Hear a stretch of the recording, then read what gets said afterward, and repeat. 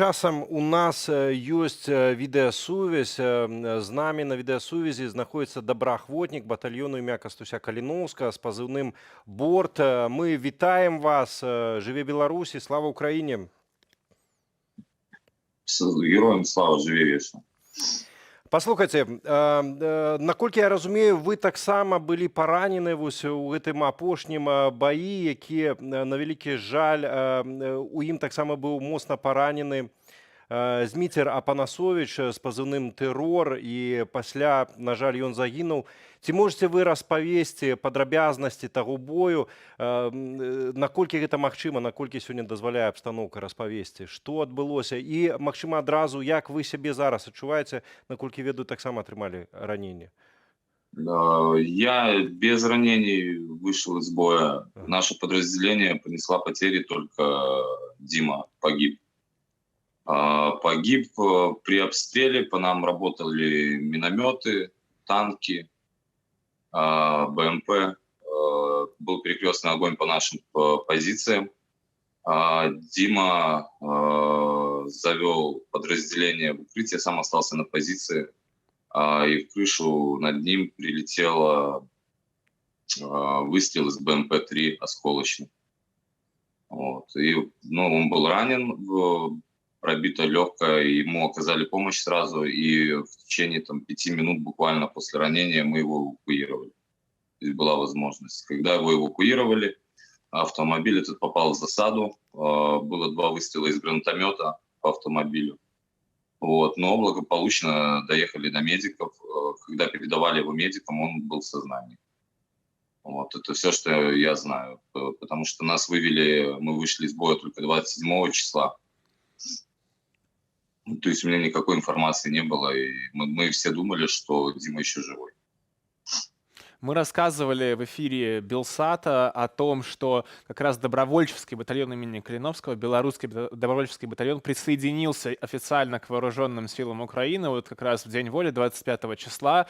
Что это для вас означает, для вас, для ваших сослуживцев? Что для вас изменилось? Расскажите об этом нам, нашим зрителям, поподробнее. Во-первых, теперь у нас есть больше возможностей проводить занятия, то есть улучшилась, будем говорить так, экипировка, то есть подразделение теперь более, будем так говорить, боеспособно, больше теперь, то есть упор на боевую подготовку будет. И, соответственно, самое главное, что это все официально теперь, что мы являемся, то есть, военнослужащими, как положено. Скажите, вот, для подразделения конкретно это очень большой плюс. Скажите, а пытанне гуманітарнай дапамогі ў сувязі з пераходам у склад узброеных сілаў Украіны, ці яно па-ранейшаму актуальнае таксама для вас, для вашых пабрацімаў, тому што дагэтуль была дапамога, збіралі і беларусы замежжа, дыяспары збіралі, перапраўлялі да вас. Наколькі гэта актуальна сёння, альбо прынамсі частку праблем з забеспячэннем адышла попросту в бок и допомагає, уласне, ось это знаходження у армии? Гуманитарная помощь, она актуальна всегда, потому что, есть вещи, которые, даже в вооруженных силах Украины, то есть там особенно по медицине, аптечки и так далее, очень сильно помогают гуманитарно. Плюс ко всему, то есть там продукты питания какие-то, вода, сухпайки. То есть, это очень-очень важно. Посуда, опять же.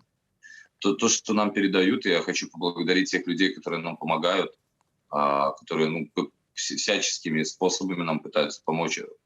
Огромное спасибо. Вот желающих помогать в Украине сейчас очень много. Это и гуманитарная помощь, это и добровольцы, которые присоединяются к защите Украины. А как украинские военнослужащие, ваши, так сказать, сослуживцы реагируют именно на белорусский батальон? Какое отношение к вам? Что вы встретили? Какую реакцию? Конкретно там наши соседи были, когда были бои. Там были разные ребята, ну, разные подразделения, и были ребята грузины, украинцы, и все очень, ну, все очень положительно относятся к белорусам, они говорят нам, что спасибо, что вы нам помогаете. Вот. То есть, ну, негатива никакого нет, как там мне некоторые там рассказывают, провластные там помойки, будем так говорить. И самое важное, наверное, из всего, что очень-очень хорошо, мирное население, вот мы эвакуировали женщин и в Ирпене во время боев. Женщины, когда узнавали, что мы из Беларуси, ну, плакали, говорили спасибо, ну, вы настоящие братья. Поэтому как-то, ну, тут сам по себе вопрос отпадает, никакого негатива со стороны украинцев к нам. Они максимально нам помогают, то есть максимально дружно делаем одно дело.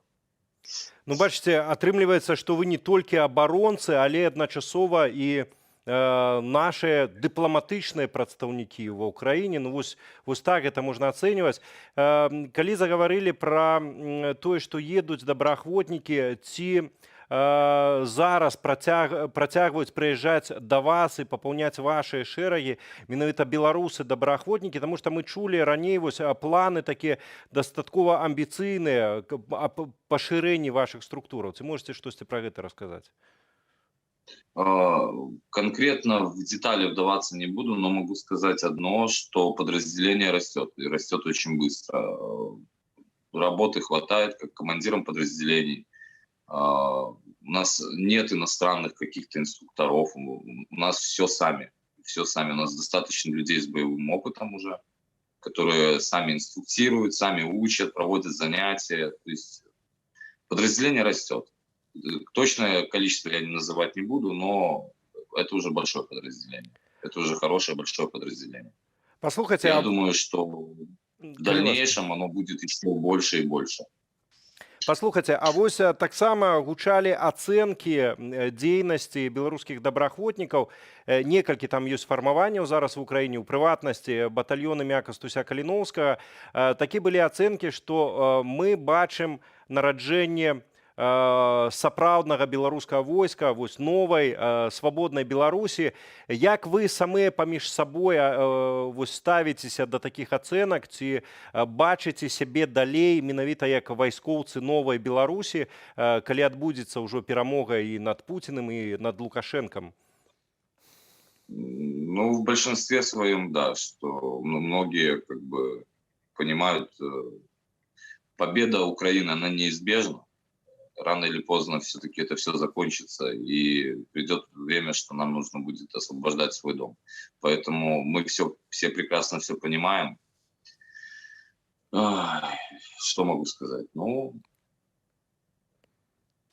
будем стараться, и я думаю, что большинство из тех парней, которые сейчас здесь в батальоне, они останутся в военном подразделении. Апошняя хвілінка у нас застаецца размовы. Магчыма, можна было б ее выкарыстаць для такого звароту да тых людзей, якія сёння душою і сэрцам разам з вами і глядзяць нашу з вами размову. Што б вы маглі сказаць? Ну, хотелось бы сказать большое спасибо за поддержку. Огромное спасибо. Я, правда, ну вот сейчас выпал последние дни и был максимально в информационном вакууме, так сказать. Вот, но когда мы вот вернулись там, начали смотреть новости, поддержка колоссальная от людей, от белорусов. Я бы хотел обратиться просто к белорусам, к своим друзьям, к своим, будем говорить так, братьям, что если все думают, что война, которая сейчас в Украине, она не коснется Беларуси, но это глупости.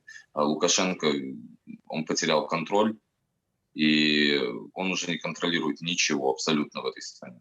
И независимости никакой уже нет. Наша страна оккупирована. На данный момент Беларусь оккупирована. Поэтому пора просыпаться и начинать действовать. И никто, кроме нас, ничего не решит. Я не рассчитываю там на какие-то такие помощи Запада и так далее. Мы можем делать только своими силами. Дзякуй вялікі вам і таксама нізкі паклон вам і ў вашай асобе ўсім беларускім добраахвотнікам, якія сёння змагаюцца і за свабоду Украіны, і за свабоду Беларусі. Дзякуй вялікі. З намі быў на відэасувязі добраахвотнік батальёну імя Кастуся Каліноўска з пазыўным «Борт».